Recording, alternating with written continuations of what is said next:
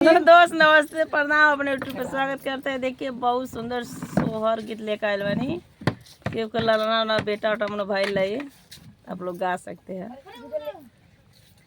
भाई ने लॉकडाउन में लाला नावा कैसे सफरी, भाई ने लॉकडाउन में लाला नावा कैसे सफरी, सौरीली पन के ननदो आई मांगे अपन नेग, सौरीली पन के ननदो आईली मांगे अपन नेग, नेग के बदला ठेंग देखालो पिया गए परदेश, चाबी ले गईल सजनावा कैसे सफरी,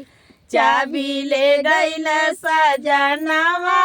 कैसे सफरी, भैला लॉकडाउन में लाला नावा कैसे सफरी,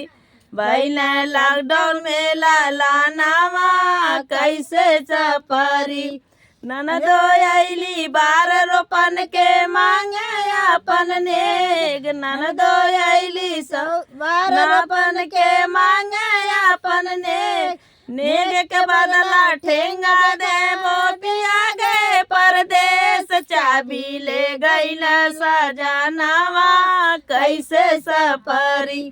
चाबी ले गईल सजनावा कैसे सफरी, भाई लॉकडाउन में भाई लाला नावा कैसे सफरी, लॉकडाउन में भाई लाला नावा कैसे सफरी,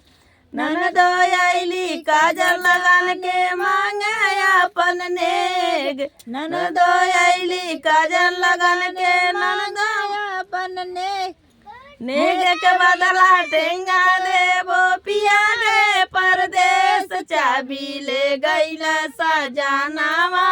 कैसे सफरी,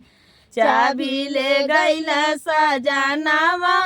कैसे सफरी, भैला लॉकडाउन में लाला नावा कैसे सफरी,